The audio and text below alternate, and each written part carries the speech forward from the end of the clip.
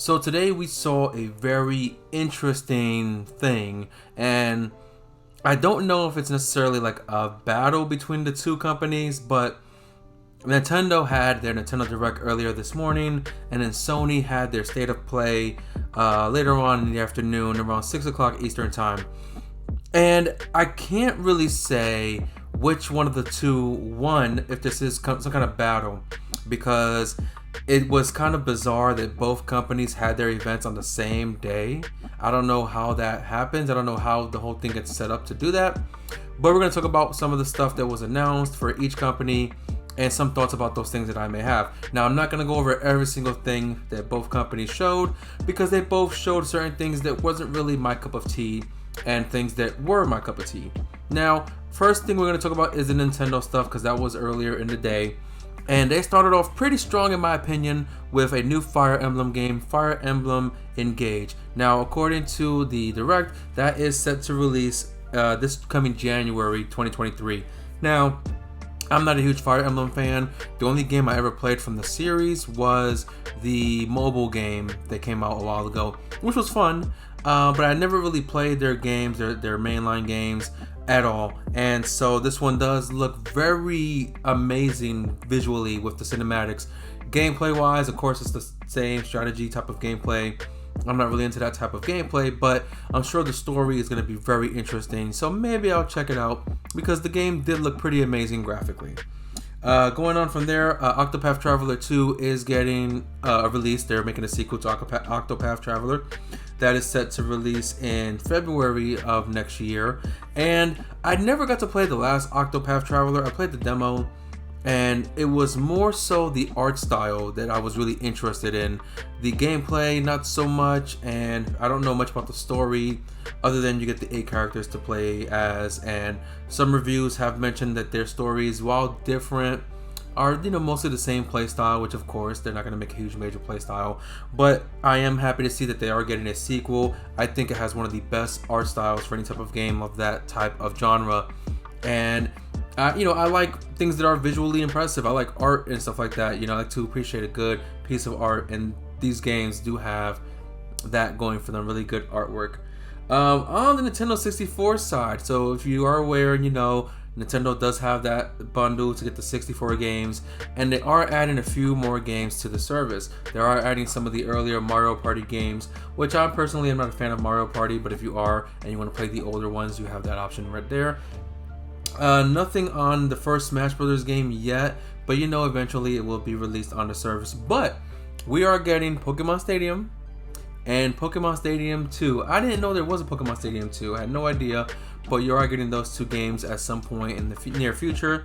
And of course, now finally GoldenEye is coming to that service. I've never played GoldenEye. I've heard a lot of great things about it from its time, and maybe I'll finally get a chance to play GoldenEye and cheat with Oddball. Everyone knows, I think it was Oddball was his name, but everyone knows the shorter guy is how you would win, because he's too short for you to hit at close range, and you couldn't aim down back in the day. So maybe they'll make some improvements to the controls, maybe they won't, maybe it'll just be a port, but we got GoldenEye. I played a GoldenEye on PS2. It was like a different GoldenEye. Not many people knows it existed. It's made by EA.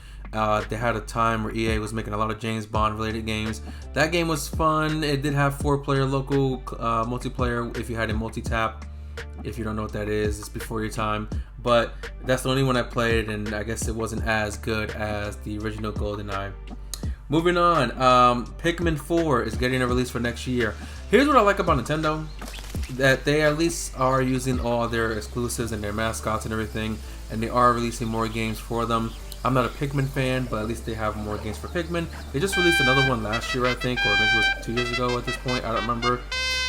Still no word on the Metroid Prime trilogy, but they are releasing their mascots, which is a good thing. Like I said, I don't really care about Pikmin, but it is releasing 2023.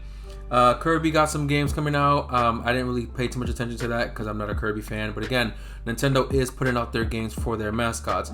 Mario's, Zelda's, Pokemon, Kirby's, Pikmin, Fire Emblem. Nintendo is doing it with their exclusives. They are actually releasing games for their exclusive franchises, and that's pretty cool to see on Nintendo's end. Here's something I'm not okay with. Resident Evil 2, 3, and Village all in cloud versions. Cloud gaming is not ready to be used. It sucks on both Nintendo and Xbox. Granted, it is worse on Nintendo. I understand why they do it. They want their players to play these games, but they can't run these games on their console. But I think any gamer with a Switch who wants to play these games, they already played it on PlayStation and Xbox and possibly PC. So I don't think they need to play this on Switch. You can't even play it on the go because you need internet service to play it on the cloud. I think if Nintendo wants these major games on their console, they have to make a much stronger console, in my opinion. But the thing they have going for them is the fact that you can take your Switch on the go and play it in handheld. But the Steam Deck is a thing, and you can play these games on Steam Deck. So the cloud gaming gotta go. Nintendo, it's not ready. It's not time for cloud gaming. It's gotta go. I tried Hitman cloud gaming. I tried Guardians of the Galaxy cloud gaming. I even tried Resident Evil 7 and Assassin's Creed Odyssey. Both were on the Japanese eShop cloud gaming. They don't work. Okay, the Japanese one is a different story because I couldn't even connect to the server. But for the other games, they are in America. Cloud gaming doesn't work. It just don't. Moving on from there, Crisis Core Final Fantasy VII Reunion. I don't know if this was also supposed to release on the PlayStation 5 at the same time. It wasn't in their state of play, but if this is a remake of Crisis Core from the PSP, then that's pretty cool because that's the only one I ever played beginning to end of the Final Fantasy franchise, with the exception of Dissidia, which is the fighting game. But I actually enjoyed that game. It was a long game, even for a PSP, and just the story was very interesting. You know, it's the prequel to Final Fantasy VII. You get to see some more sides of Cloud and Sephiroth and Zack, who eventually was Cloud's master or whatever. So it's pretty cool that it's getting a remake. But I think it is also coming to PlayStation 5, which you're probably going to want to play it on that just for the visuals and everything. But the last thing I want to talk about for Nintendo's side here is the Breath of the Wild sequel now has a new title, Legend of Zelda Tears of the Kingdom. Now, I have not been quiet about my feelings for the Zelda franchise. I honestly feel that Breath of the Wild is overhyped and is not as great as everyone claims that it is. But a lot of people who love those games will disagree, and that's fine. I know quite a few fanboys of Zelda who will disagree. But it is one of those things where if you don't like it, it's not for you, that's fine. But this game has been delayed for a few times. We're supposed to get it next year, I believe. I don't know what the holdup is for this game to release. It looks like it's pretty much done, especially considering I think they're reusing the map from Breath of the Wild and just adding a bunch of new stuff to it. If that's the case, it shouldn't be taking this long to make, in my opinion, but I could be wrong because I don't know how their development cycle is going and what the development is. So I'm at least saying I could be wrong, but that's just my opinion on the fact. But new title, and you're gonna get that hopefully next year, and we're on the last quarter of this year, so a little bit longer wait. I also skipped over Bayonetta 3. That is releasing this next month, October 28th, just before Halloween. I don't know when Gotham Knights is releasing in October. I hope it's not close enough to where I have to choose one or the other, because let's be honest, if I have to choose one or the other, it's going to be Bayonetta. I don't really have that huge interest in Gotham Knights. It's only for the channel that I'm probably going to pick it up and talk about it some more.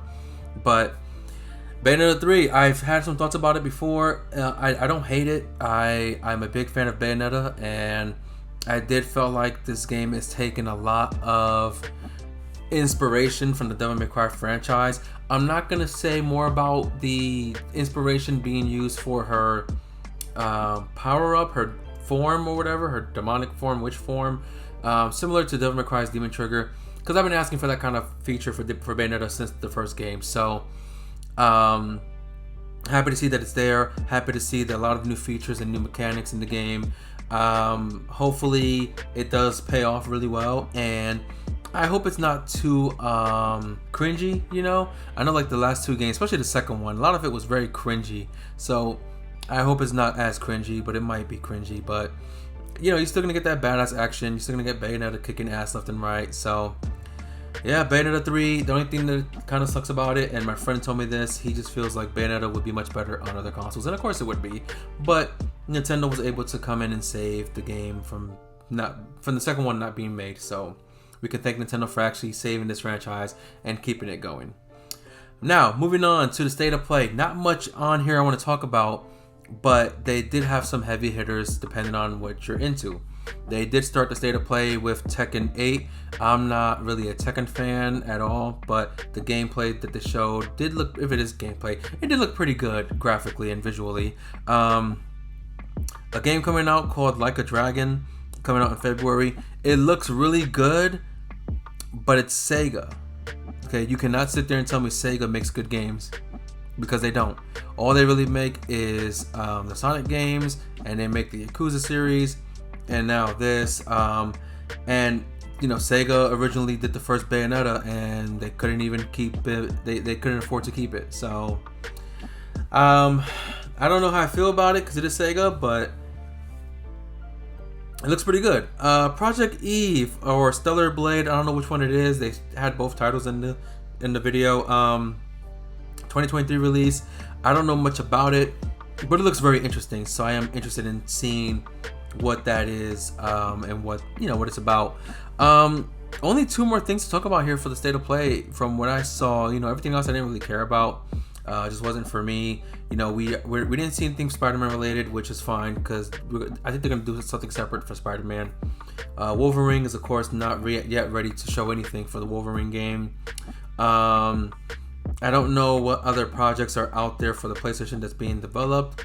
I don't think Naughty Dog has been working on anything else since they just remade Last of Us 1, which they could have used those resources to remake the Jak and Daxter franchise, or to do a remake of the Uncharted trilogy, because it would look a lot better if they did. But they had this game a game they showed called Rise of the Ronin for 2024 release, and it's giving me some Ghost of Tsushima vibes, very heavily, with a little bit of Nioh, I think, as well, or Sekiro Shadows Die Twice. I think that's what I was thinking of.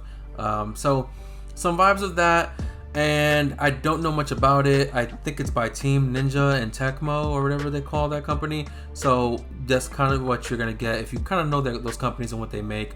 You have an idea of what kind of gameplay you're gonna get here. A lot of hack and slash, a lot of action and stuff.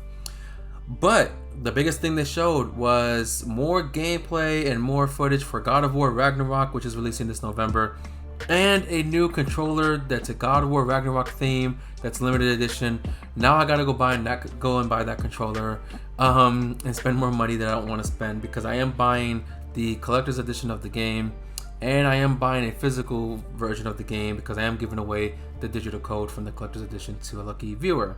So now I gotta spend more money to buy a controller, which I don't have to, but they showed a lot more. They showed a very brief scene between Kratos and Thor. I believe they showed Odin in the trailer. I know he talks in the trailer. I don't know if that was actually him that they showed. They showed some more combat. There's a lot more story based around Atreus in this game, and he's gonna have a lot more to do. And you name any game franchise currently that's been kicking ass as much as God of War has been kicking ass. I don't know if you can. You probably could come up with something, not Halo, but God of War Ragnarok has been kicking ass, and it's gonna kick ass when it releases in just 2 months. And I cannot wait. I can't believe we're actually in this phase now where we can get God of War Ragnarok. So yeah, that's all I'm gonna talk about for these 2 videos today. Like I said, there was a lot that was shown here, and it's very exciting to see. Like, I know some people didn't really care about the Nintendo Direct. I didn't think it was terrible. I normally have an angry rant about these Directs, or have something to say, something negative. I didn't think it was that bad. Yeah, there was a lot of filler, a lot of stuff that gets repeated, like Just Dance again, and something with Switch Sports, and they're doing another fitness boxing, but it's going to be based on a video game franchise that looks kind of lame. So I feel like, yes, there was a lot of filler in there, but they did have some good stuff. If they can get the cloud gaming stuff to work, then the Resident Evil games would be great for Nintendo players to play those games. Those games almost give me a freaking heart attack. So I wish that they would be able to run on the Switch, but it can't without the cloud. So think about, hopefully they can make it work. Like I said, Octopath Traveler, I'm just interested in the art style. I would love to see how that plays out. Bayonetta, the Crisis Core, and for the Zelda fans, hey, more review about the Zelda game. So let me know in the comments which of these games that were announced are you most excited about. Was there something announced that I didn't talk about that you are excited about? Let me know. I want to talk to you guys in the comments and really communicate with my community.